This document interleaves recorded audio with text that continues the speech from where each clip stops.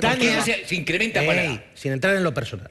No. ¿Sabes dónde yo creo que estaba apuntando Tania? Porque es verdad, Aznar consiguió una victoria y luego una mayoría absoluta. Después de gobernar 4 años, Sí. ¿Y sabes dónde cree que empieza? Con el apoyo de los nacionalistas, por cierto. Tú decías, ¿dónde le dio la espalda al pueblo español? Yo te lo digo, hay una cosa determinante, decisiva. Se apuntó a una guerra de Irak tramposa y mentirosa. Y llegó a decir estas cosas, dijo estas cosas. Todavía no ha pedido perdón por ello nunca. El régimen iraquí tiene armas de destrucción masiva. ¿Eso usted está seguro? Puede estar usted seguro, y pueden estar seguros todas las personas que nos ven, que les estoy diciendo la verdad. El régimen iraquí tiene armas de destrucción masiva. Tiene vínculos con grupos terroristas. Saddam Hussein es un dictador sanguinario, es un dictador que tiene armas de destrucción masiva. Cualquier presencia militar de resultar necesaria será temporal y estará encaminada a promover la seguridad y la destrucción de las armas de destrucción masiva. Claro, y la gente de este país estaba mayoritariamente en contra, le dio la espalda a los ciudadanos de este país. Y por eso perdieron también las elecciones. Esa es una realidad. Y luego respecto al 11M, tiene un problema, yo lo entiendo, porque asumir la realidad, asumir que su gobierno intentó engañar a todo el pueblo español, es muy duro. Y es mejor pensar que te estaban intentando engañar a ti o que intentaron montar una operación para desestabilizar las elecciones. No. El gobierno de Aznar, Moncloa, fue el que reiteradamente una y otra vez intentó vendernos que era ETA sí o sí, no que había dudas, no que el CNI le había dado un informe diciendo que no lo tenía claro. Por cierto, el CNI lo tenía muy claro. Y la línea principal era islamistas, integristas. El problema, Entonces, permitidme una cosa, y abrimos el debate sobre el 11M y además ya está con nosotros Juan Carlos Rodríguez Ibarra. Inés García, un repaso rápido, porque claro, con el 11M ni una sola... No asume ni un solo error, ni una sola manipulación, que todo lo hizo muy bien, y una mente diabólica, y la izquierda que se portó muy mal. Bueno, en las entrevistas y, por supuesto, en el libro. Bueno, el relato de Aznar es el mismo que entonces. Tampoco ahora es capaz de descartar tajantemente a ETA de la autoría del 11M, un capítulo importante dentro de su libro. Él lo describe como el día en que cayó sobre ellos la infamia más cruel y negra, a pesar de que se enfrentó a ella, dice con serenidad. Dice Aznar en sus memorias, todo apunta a ETA, es lógico. Interior y el CNI apuntan a ETA. Esto el 11 de marzo. Por la tarde, Acebes me comunica que ha aparecido una furgoneta en Alcalá de Henares con detonadores y cintas, algunas de ellas con versos del Corán. Quiero que se investigue todo y que se sepa todo. Y es en este punto cuando Aznar empieza con su ataque a la izquierda. Aznar lo explica en sus memorias así. El 11M como un golpe político. A tan pocos días de las elecciones y con lo que hay por aquí, el asunto es el siguiente. La izquierda acaricia porque sean los árabes y poder echar la culpa al gobierno por la guerra de Irak. Si es ETA, se callan y a remar. Eso es lo que dice Aznar. Y continúo. Para ellos, si es Al-Qaeda, la culpa la tengo yo, pero para que no haya dudas, si ha sido ETA, también. Bueno, el Espejo Público, ante la pregunta de Susana Griso de si está convencido de que eran los islamistas los culpables, Aznar contesta así. Esos atentados fueron muy planificados, ideados, por dicho, por una mente absolutamente diabólica. Y produjeron unos resultados devastadores. Una mente próxima a Al-Qaeda, una célula islamista. No, ¿por qué no? Tienes una mente que conocía muy detalladamente lo que era la realidad española y que tenía unos objetivos que cumplir, que era intentar cambiar el curso histórico-político de España. Bueno, su libro Aznar justifica que la información se iba dando en tiempo real. Nadie decía nada. El entorno de ETA enloquece y busca echar a los culpables. Son citas de ese libro, son fragmentos de su libro en los que pasa a relatar el ambiente que vivió en la manifestación posterior al 11 de marzo, antes de las elecciones generales. Dice Aznar, al llegar a la manifestación noto mal ambiente y enseguida me doy cuenta de por qué. Los más radicales del Partido Socialista e Izquierda Unida han tomado el trayecto organizado desde Cibeles a Atocha. La noche es desagradable. Sigue Aznar. Las consignas, ¿quién ha sido? Queremos la verdad. Conclusión, Llamazares y compañía estarán contentos. ¿A dónde vamos con esta gente? Aznar, ayer, otra vez en Espejo Público, lo que decía era que si alguien tenía que hacer examen de conciencia con el 11M, no era precisamente su gobierno. Los que tienen que tener una responsabilidad, lo que no pueden explicar a sus niños es dónde estaban los suicidas de los trenes. Es los que decían que el gobierno ocultaba información, o que el gobierno mintió, o que el gobierno se ocultó pruebas, o que el CNI decía unas cosas que no decía que decía. Todos esos son los que nunca podrán explicar a sus niños su comportamiento durante aquellos días. Pero eso es historia. Bueno, seguimos con ese libro, con el relato de los días. Llegamos al día de las elecciones. Cuenta Aznar que va a votar con Ana Botella y dice: a mediodía, noticia del vídeo de reivindicación de Al-Qaeda. Ayer durante toda la tarde me fui colocando en las hipótesis peores. ¿Para qué ocultarlo? Todo ha sido planificado por una mente implacable y diabólica. Y sigue: me preocupan la inmadurez de la izquierda y el espíritu antidemocrático de una parte de ella. Ojalá los españoles se den cuenta. Habla de una actitud lamentable del Partido Socialista Izquierda Unida en la calle. Dice: la historia está ahí y tengo asumido que si perdemos es por mi culpa y si ganamos a pesar mío. Ese día lo califica Aznar como uno de los días negros de nuestra democracia y acusa. Lo ha hecho hoy en la cadena COPE. Se vivió algo que nunca se debía haber vivido. Y es que una parte de la izquierda española responsabiliza al gobierno de la situación. O sea, una parte de la izquierda española lo que dijo fue: los atentados, los responsables de esos atentados no son los terroristas, es el gobierno. Y eso no tenía precedente político en ninguna democracia del mundo. Esos días, dice Aznar, se rompieron todas las reglas políticas, quisieron cambiar el rumbo político y lo consiguieron, ha dicho el expresidente hoy, Antonio. Los responsables del atentado del 11M son los terroristas, únicamente. Ahora, que hubo un gobierno que en un principio pensó que era ETA y que cuando vio que no iba a ser ETA, intentó colocarnos a este país, a todo este país, el mensaje de que había sido la chapela y no el velo, eso es una realidad. Es una realidad que intentar ahora, decir, mirarle a los ojos a los hijos, unos más que otros pueden hacerlo. Él, con dudas. Presidente Ibarra, buenas tardes. Hola, buenas tardes. No sé qué le parecen estas declaraciones. Bueno, él ha salido en tromba y una vez más con el 11M como bandera, como si hubiera habido una especie de conspiración en este país, porque él habla siempre de que la mente que ideó todo eso está en este país, muy cerca, mente diabólica, y siempre insinuando que la izquierda fue la responsable de la movilización frente a las mentiras del gobierno. Es una desvergüenza lo que está diciendo Aznar, porque todos los dirigentes políticos de aquel tiempo, todos, nos dirigimos al presidente del gobierno para ponernos a su disposición. ¿Usted también? Yo también. A las 10 de la mañana le estaba diciendo al presidente: haremos lo que digas. Y nos dijo: hay que ir a la manifestación, y por la tarde fuimos a la manifestación, sabiendo ya por la tarde que era más que dudoso que el atentado hubiera sido cometido por ETA, porque en este país existe internet y ya conocíamos las informaciones que se estaban dando a nivel.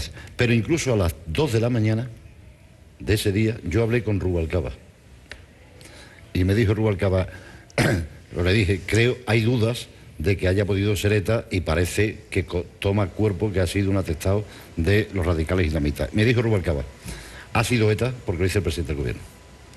Es decir, ese día toda España tenía tanto miedo y tanto temor que buscaba refugio en el gobierno, que es el que tiene la fuerza y el que tiene la capacidad de proteger a los ciudadanos. Si el presidente del gobierno, en lugar de mentir, como hizo ese día, hubiera llamado a las fuerzas políticas a Moncloa... Que no las llamó. Que no las llamó. Que no las llamó. Y hubiera dicho: y yo aquí... le voy a contar algo. Algún dirigente del Partido Popular de ese momento, de los más importantes que ha tenido la historia reciente del Partido Popular, a mí personalmente me dijo: qué error. Teníamos que haber llamado hoy a todos los dirigentes políticos de este país, a los del Partido Socialista, a los de Izquierda Unida, a los de Convergencia, al PNV, todos juntos en Moncloa. Y no lo hizo. El país estaba entregado al gobierno, porque fue un atentado de tal dimensión que el país estaba entregado al gobierno. Y si el gobierno no miente, el Partido Popular arrasa en las elecciones. Y no arrasó porque mintió. Sencillamente por eso, porque se le descubrió la trampa, porque intentaron utilizar a no sé cuántos muertos, casi 200 muertos. Casi 200 muertos, lo intentaron utilizar para no perder unas elecciones. Y eso es lo que lo que a mí me sigue costando es: ¿por qué no asume, por qué no puede reconocer que se equivocó, que estaba obsesionado con que podría haber sido ETA? Porque yo entiendo, y además, las primeras horas, es verdad que la gran mayoría de este país pensaba que podía haber sido ETA, o pensaba con casi seguridad, había algún sector que decía: cuidado, puede abrirse otras veces, pero es verdad que había una mayoría de opinión pública y de la opinión política que pensaba en que podía ser ETA. Pero que cuando al gobierno le empiezan a llegar esas informaciones, los que hacen esa ecuación de si es ETA ganamos por mayoría absoluta y si son los integristas perdemos, son ellos los que hacen esa ecuación. Y por eso hay televisiones públicas, como Canal No, y no fue Canal No, Televisión Española y Telemadrid, cambiaron su programación para emitir una película que se llamaba Asesinato en febrero, el día antes de las elecciones, ¿eh? Asesinato en febrero, sobre la muerte de Fernando Buesa y Jorge Díez, su escolta, su Ertzaina.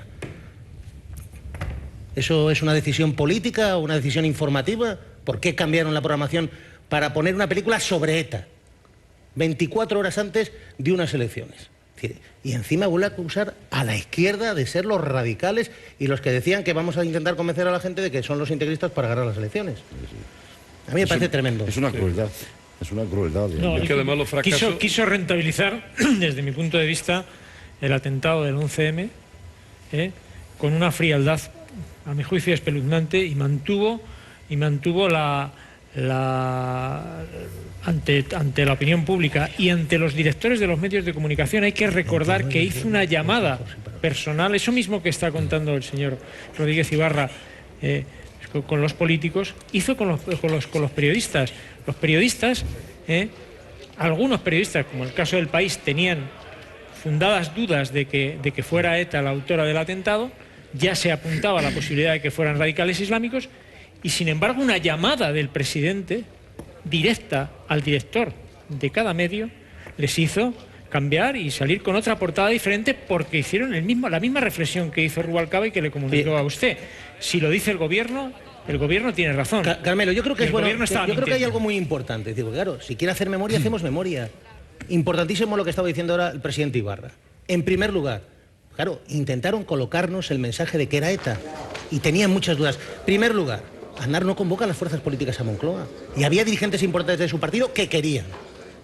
En segundo lugar, como decía Carmelo, llama personalmente a directores importantísimos de los medios de comunicación más importantes de este país para decirles es ETA, sí o sí. Ese mismo día, su equipo de Moncloa llama a los corresponsales extranjeros, les llama para convencerles que digan que es ETA. En Wikileaks hemos descubierto las presiones a la Embajada de Estados Unidos del Gobierno de España para que dijeran que era ETA. Y además, a todas las embajadas españolas repartidas en el mundo, le dijeron, tienes que decir que es ETA. Es más, hicieron que en Naciones Unidas hiciera el ridículo. Hizo el ridículo en Naciones Unidas, condenó un atentado terrorista, el más grave de la historia de Europa, condenando el atentado de ETA, cuando no se sabía, y fue por las presiones del Gobierno de España. La pancarta de la manifestación era con las víctimas, con la Constitución. A los integristas les preocupaba la Constitución, y lo hacían y la pusieron para mandarle un mensaje a la gente, decir, ETA, que se quiere cargar la Constitución. El mismo día, por la tarde, que aparece la furgoneta con detonadores, la cinta con versos coránicos, con versos del Corán, Aceves salió, dio a conocer, después de que su ministerio durante la tarde negase que esa furgoneta existía. Y lo negó. A mí me lo negaron, que existiera esa furgoneta con detonadores y con versos. Y Aceves salió y dijo, la tesis principal es ETA, a pesar de la furgoneta. Antonio, inicialmente, yo estaba en ese momento en Bagdad. Los únicos que creíamos que el atentado había sido ETA éramos los periodistas españoles, todos los extranjeros, por lógica, porque ven el contexto internacional y el rosario de atentados que se habían ido produciendo, que si Bali y los que se produjeron después, daban por seguro que es la misma. Los españoles pensábamos que no. Yo hablé por teléfono desde allí con el comisario general de información, te estoy hablando 10 de la mañana, 11 de la mañana, 12 de la mañana, y pensaban en ETA. El que toma esa decisión de seguir la línea de ETA es Aznar, y es un tremendo error político. O sea, el que cambia el resultado de las elecciones, lo que cambia el resultado de las elecciones es la torpeza de Aznar y el empecinamiento en una tesis, porque en el mismo momento en que estás deteniendo o atrapando en el piso a los responsables del asunto, estás negando lo mismo que estás haciendo. Es decir, deja... Dos detalles, Alfonso, y abro el debate. Es Aznar dos detalles. Oye, yo recuerdo que decía el gobierno, que dijo Aceves salió y dijo el primer día, es ETA. Pero es que al día siguiente seguía diciendo, es ETA. Y la línea principal es ETA. Cuando sabía que había aparecido la furgoneta. Sí. La furgoneta. Con las cintas de versos coránicos. Con la reivindicación en esa cinta. Y con la reivindicación. Sí. No, vamos, que lo dijo Aceves, por si alguno no recuerda. Aznar, mirándole a los ojos a los hijos. En 4 ocasiones consecutivas, las fuerzas y cuerpos de seguridad han conseguido evitarlo, pero desgraciadamente en esta ocasión ETA ha conseguido su objetivo. Que la organización terrorista es en estos momentos la principal línea de investigación que las fuerzas y cuerpos de seguridad están llevando a cabo como responsables del atentado. Insisto, la prioritaria, la que la policía y la Guardia Civil considera, igual que esta mañana, esencial, es la de la banda terrorista ETA. Es decir, te aparece una furgoneta con detonadores y con cintas de versos del Corán. A esas alturas, bueno, a esas alturas ya... miente. Porque además, es más, muere Torronteras. ¿Os acordáis de Torronteras, del Geo? Una vez que ha muerto Torronteras, si además se podían haber... Lo que tremendo es, dice, qué torpeza la de Aznar, porque te podías haber apuntado tanto de haberlos detenido en 48 de Estado horas. Con todas las fuerzas políticas. Pero es más, oye, yo lo recuerdo, el CNI le confirmó el sábado por la tarde a un periodista de la cadena SER, Javier Álvarez, que la línea fundamental, la línea clave era integrismo. Es más, a esas horas estaba en marcha ya la operación para detener a 3 marroquíes y 2 indios. Y le obliga, es verdad que Aznar llaman a Descallar y le obligan a hacer un desmentido. Y hace un desmentido que no desmiente la información de la cadena SER. Pues no la habían desmiente. encontrado los teléfonos, habían encontrado en una de la que no explotó, encuentran el teléfono y a través del teléfono localizan la tienda. En ese momento la actuación de la policía es ejemplar, ¿eh? Alfonso, no tuvo es un error político. No tuvo ningún sentido de Estado lo que tuvo. Pero fíjate, Javier, simplemente, y acabo con esto. Me parece muy importante hacer memoria. ¿Quieren memoria? Vamos a hacer memoria. El día antes de las elecciones, el día antes, cuando medio mundo, y más de medio mundo, y todos los servicios de inteligencia apuntaban a la línea del integrismo islámico y vinculaciones con Al-Qaeda, el día antes, el sábado, Zaplana, el portavoz del gobierno, entonces. Resulta que es que algunos parece que quieren descartar que pueda ser la banda criminal y asesina ETA. Operación ese sábado y detienen a 3 magrebíes, 3 marroquíes, 2 indios. Lo que luego decían, los moritos de Lavapiés, sí, a ellos, a los responsables del atentado. Sentencia, ¿eh? Sentencia judicial. Las que hay que respetar. Como dice Aznar, que hay que respetarlas, hay que respetarlas. ¿Qué decía Cebes? El 13, por la tarde.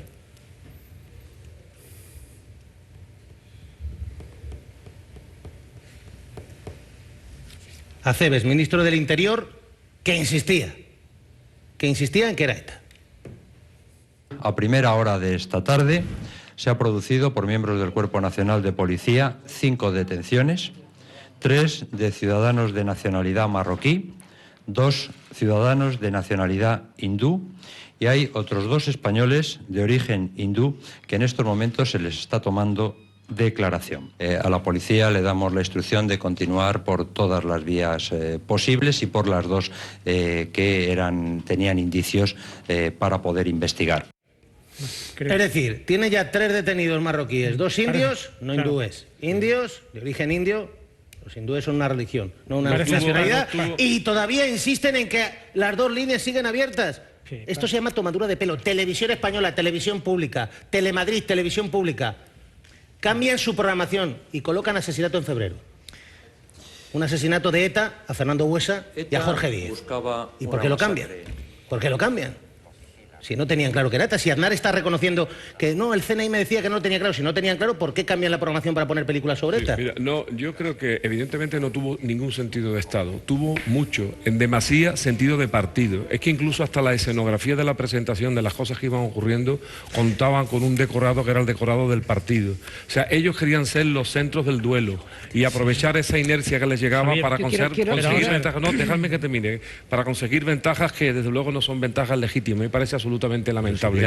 Pero lo peor de todo esto, cuando decimos que es malo que un presidente mienta, lo malo es también que mienta y de la manera que está mintiendo un expresidente. Se está mintiendo. Los fracasos en política no caducan. Los fracasos siempre están en vigor, se pueden olvidar, se pueden perdonar, pero no caducan. Y este señor está permitiendo y está reivindicando de nuevo su propio fracaso y sus propias mentiras. Yo creo que eso es absolutamente inaceptable. Por cierto, solamente una cosa con respecto a lo que ha dicho el señor Aznar con relación a la Asociación de Víctimas del Terrorismo.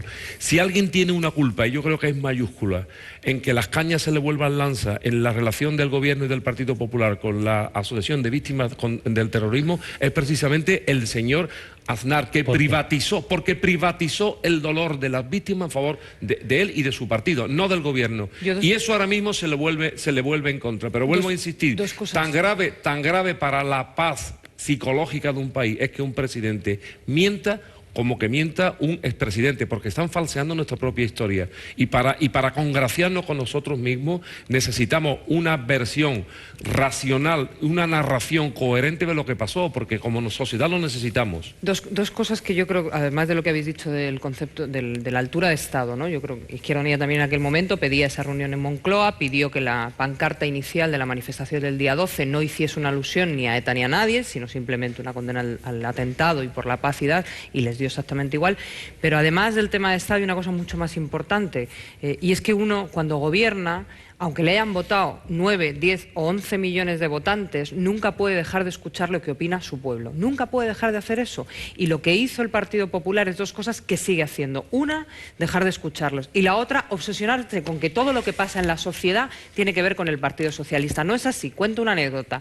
El día 12, el día de la manifestación, yo no fui a la manifestación con gente de Izquierda Unida. Fui con gente de mi barrio, gente normal, que una gente nos vota y otra gente votaba al Partido Popular.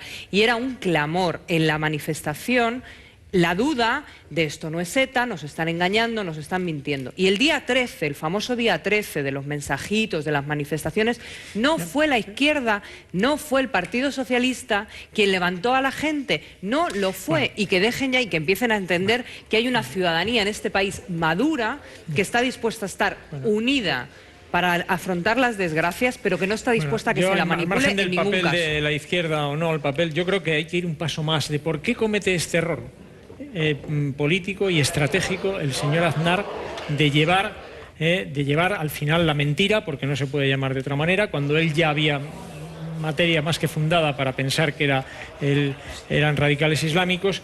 ¿Por qué mantiene esa mentira? Porque él tiene la firme convicción de que si es un atentado de ETA le beneficia, si es un atentado de radicales islámicos le perjudica electoralmente. ¿Y por qué le perjudica electoralmente? Déjame que siga el argumento. Por otra mentira. ¿Por qué él piensa que si son radicales islámicos le perjudica? Porque entiende, su mala conciencia, entiende que con la participación de España en la guerra de Irak ha puesto a nuestro país en el punto de mira del terrorismo de Al-Qaeda y no quiere asumir eso. Él no quiere asumir eso. El presidente y por Ibarra eso actúa de esa manera. Tenía presente en su cabeza la foto de las Azores. La foto de las Azores. Porque él luego hoy está diciendo, no, nosotros no participamos en ninguna guerra. Bueno, no participamos en ninguna guerra, ahí estamos. Hubiera ganado, esta es la foto de la guerra. Hubiera ganado igual. Claro, bueno, pero como su no, mala esta es la foto de la guerra. Que esta es la foto de la guerra. Pero la y dice foto, ahora que no estábamos, la foto que nosotros de no las, participamos, la que solo fue foto, apoyo político. la Esta es la foto de las Azores y todas las agencias fuera de los inteligencia islamistas, mundial lo fuera quien reconoce. fuera, Alfonso, si llega a actuar como Alfonso, tenía que haber actuado, como un presidente con hubiera sentido de arrasado Estado. Alfonso, pero tú que Estoy de acuerdo con estabas en Bagdad y tienes esa sensibilidad. A partir de la foto de las Azores, Sí. todas las agencias y todos los opinadores mundiales sabíamos que estábamos en el centro de la diana del terrorismo islámico. Pero no es verdad. Lo sabíamos. Bueno, ¿Cómo que no es verdad? Absolutamente cierto. Javier, Primero que lo dijo fue la CIA. Javier, un paréntesis y lo cierro. El bikini en las playas también te coloca en el centro de la diana. A mí me parece que esa cara... No banalices. Bali, Bueno, ¿qué es por lo... favor. Bueno, no banalizo. ¿Qué es lo que coloca a Bali en el centro de la diana? Las fiestas y el alcohol. ¿Qué es lo que coloca Y el la centro de proximidad a determinados No estamos hablando, grupos no estamos que hablando, actuar con no una estamos hablando de operatividad fiesta alcohol. muy sencilla en O sea, aquella los Cuba zona. libres. Ahora la culpa va a ser de lo de Bali y el Cuba libre. Venga, hombre, vamos No, a ver serio. Alfonso, lo que pasa es que y el cuando- bikini, mira, no necesitan ningún motivo. Basta el bikini para que te pongan No, la hombre, bomba. no seleccionan. Presidente ¿Cómo que Ibarra, no? bikini. presidente. ¿Cómo que no? Cuando uno dice una mentira, Estoy de acuerdo. tienes el riesgo de que tienes que continuar mintiendo Eso. constantemente. Y después los cogió Pedro J por el Ronzal, que fue lo peor que les pasó. Y como mintió con lo de las armas de destrucción masiva, ya todo lo que venía después tenía que mentir para que la mentira primera fuera creíble. Hasta el día de hoy, presidente. Hasta el día de hoy sigue mintiendo. Y pretender echarle los 192 muertos a la oposición es una canallada. Es una canallada. De acuerdo. Pasado el tiempo que ha pasado, estando juzgado por los tribunales, habiendo sido declarado culpable el islamista radical, y sigue diciendo que él era el que llevaba razón. Es una canallada. Después de haber hecho el Es dividir ridículo. el país de nuevo. Este hombre es experto en dividir a España. Es uno de los culpables. Pasa que de ese estemos tema Es de más, está ahora mismo, como es tan experto en dividir este país o en fracturarlo, y además, como este país fácilmente tiende a la dualidad agresiva, a su partido ya lo está dividiendo, ya lo está partiendo. Bueno, a mí eso no me preocupa. A mí me preocupa que divida a los españoles. Es decir, que gente que se había creído la historia, que durante mucho tiempo algún periódico ha continuado, ahora la vea confirmada y ratificada con las declaraciones del presidente Aznar. Parece una canallada, sinceramente. A ver, un par de noticias de última hora y quiero su opinión sobre, porque algunos de los temas son importantes. Noticia de última hora, Inma Moreno, Audiencia Nacional. Noticia de última hora, la Audiencia Nacional dice: no voy a esperar a lo que decida el Supremo, doctrina Paroz anulada, pongo en libertad 9 presos de ETA más. La Audiencia Nacional ha decidido seguir su camino, el que emprendió hace un par de semanas tras la sentencia de Estrasburgo, y en una reunión larga ha decidido poner en libertad a 9 presos de ETA que habían recurrido su salida de prisión. Entre ellos está Domingo Troitiño, hermano del otro Troitiño, el que está en Londres, que lo pusieron en libertad la justicia británica, y está pendiente de su extradición a España. De momento es lo que sabemos aquí. Se ha impuesto el criterio de los magistrados, que defienden que la libertad de un preso, sea cual sea, es sagrada y no se puede dilatar su recurso. Presidente, no esperan al Supremo, la Audiencia Nacional dice: lo aplico ya, la libertad del preso está por encima. Es el fin definitivo de doctrina Paroz, claro. Si yo fuera víctima de ETA, diría exactamente las mismas cosas que dicen las víctimas. Exactamente las mismas. Juraría en arameo.